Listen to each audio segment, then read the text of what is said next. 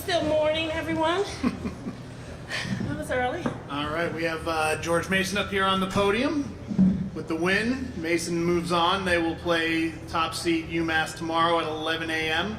That game will air on ESPN+. We have head coach Vanessa Blair-Lewis. We have senior guard Sonia Smith. We have senior forward Tamia Lawhorn. We'll start with an opening statement from Coach. Then we will open it up to questions for the student athletes. Once we're done with them, we'll excuse them to go back to the locker room. We'll keep Coach here for questions for her. So, Coach, if you want to start with an opening statement. A great win. Our hats off to our team for just having a solid team win. We knew that is exactly what it was going to have to be tonight. Playing LaSalle the last time at their place, actually the only time this season. They're really good. They're a great team, and I just give credit to them and what Mountain has built there. But tonight our ladies knew that everybody had to show up and be in every single moment and engage the entire night because we were going up against a formidable opponent. Sonia Smith just stepped out of that limelight, into that limelight tonight for us when we needed it, especially from the free throw line down the stretch. But defensively, the entire team showed up tonight. To hold them in the 50s was our goal. All right, we'll take questions for the student athletes. We do have a microphone over here, so just raise your hand if you have a question. We'll bring the microphone to you. Please give your name and your outlet before asking your question. Natalie Brand with the next. Every time LaSalle made a run, you had an answer. What went into the resiliency of the team today? Let's start with Sonia, and then we'll go to Tamia.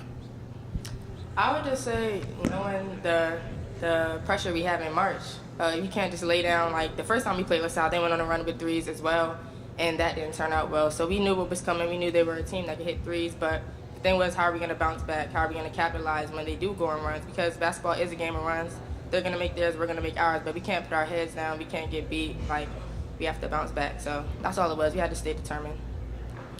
Just to, piggyback off what Sonia said, it's March. It's a different focus. You win or you go home. So we decided to win today. We had to have an answer every time, or we was going to get down, and we would want to do that. We want to keep playing. So, we able to come out on top this time.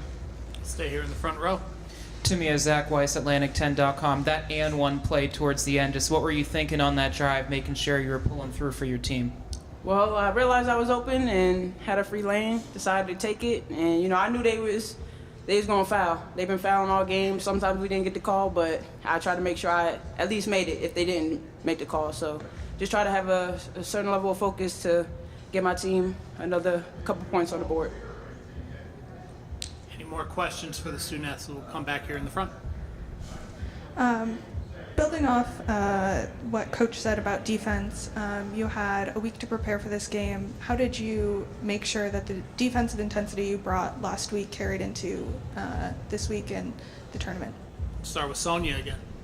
I would say it's all about practice. Our energy was so great in practice. Like, these were a few of the best practices we've had this whole season. So it starts there. They told us the whole week, we got to beat LaSalle today. In practice, we have to beat LaSalle. Next day, we got to beat LaSalle so we can beat them today. So it's all in the preparation. Like, you have to have that determination in your mind as to where it can't just click on game day. You got to work now. So we knew we had to lock in on defense. They're a good shooting team. If you take away the shot, they can get to the basket. So defense was the main goal today. And Tamia? Sonia's answering these questions great. I mean, really just the same thing. We had to have a certain level of focus in practice, and I thought our intensity and energy was great all week in practice. So, I mean, just carrying that over to come out here and, do what we had to do, and we got the dub. So I'm happy. Any more? Okay. Stay here in front. To me, I didn't get a chance to ask you this season in Fairfax. Can you talk a little bit about your 1972 tattoo and the celebration of 50 years of Title IX? Oh, well, my 1972 tattoo is actually for my pops, my dad. He was born that year, so I got it just in honor of him. But, also Title IX, we've been fighting as women for a spot in the sports world, and I think that we're making big strides right now. So, yeah. Yeah, I like your shirt too. Any more questions for the student athletes? Okay. You two are excused. You can go back to your locker room. Thank y'all. We'll see you tomorrow. At this time, we will take questions for Coach Blair-Lewis. No, don't take that. No, keep it. We need it tomorrow. Stealing. Hopefully you don't get it until Sunday. Questions for Coach?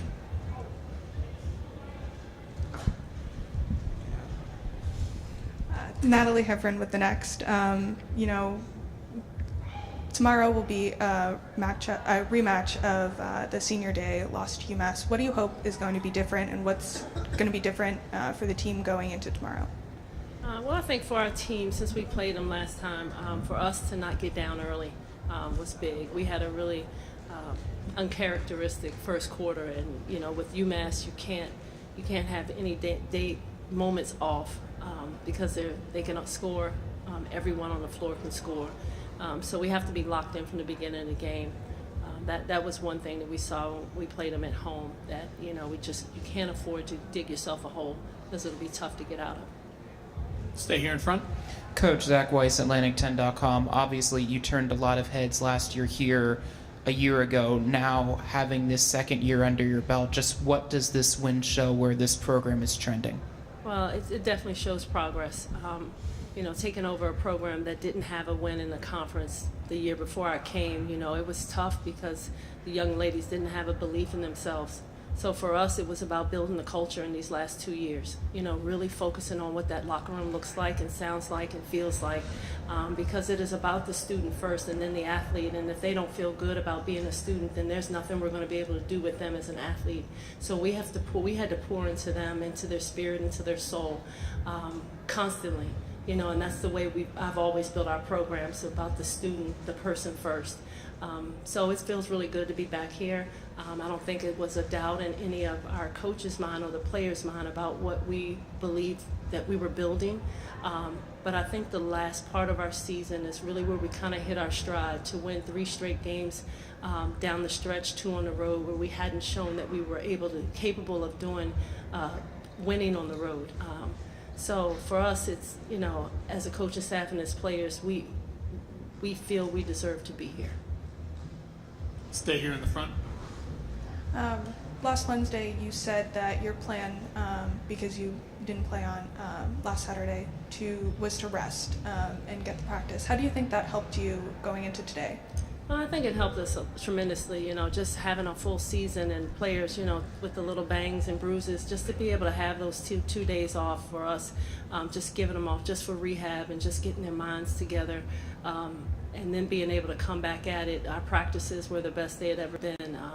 We played LaSalle every day in practice. It wasn't like what we're doing here didn't matter. Every single thing in practice mattered. And so building up to when we now saw them today, it wasn't like, oh, we have a game to play. We've been playing this game all week.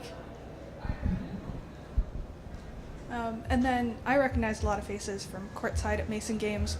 Can you talk about the atmosphere from Green Machine to Mason fans in the stands as well?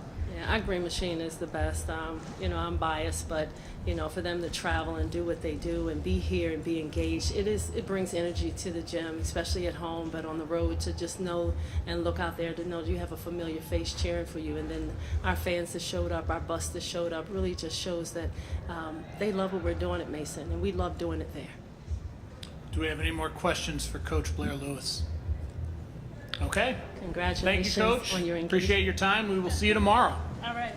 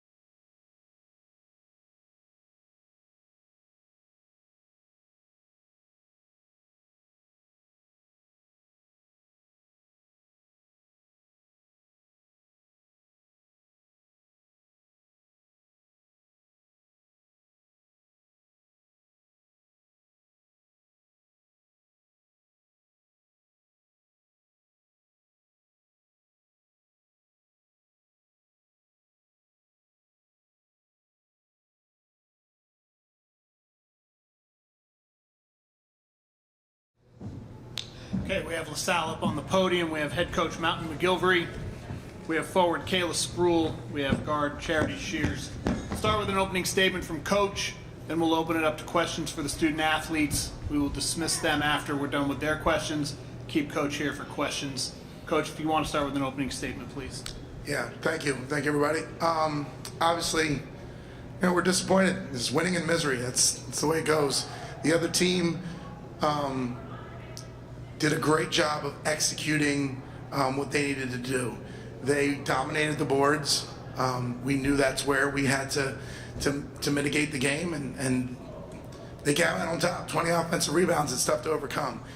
Real credit to their guards getting downhill and making tough two-point shots. That's our defensive plan. We're going to give you two-point shots inside the arc, and they went down there and they made a lot of tough pull-ups that were contested. But, I was really pleased with the fight. They didn't dominate the boards for lack of us competing out there. And, it hurts. It hurts to see, the career end for these two up here. Obviously everybody knows what Kayla has meant to this program. Through her 5 years, she has been an incredible woman to be around, an incredible personality, and one heck of a basketball player.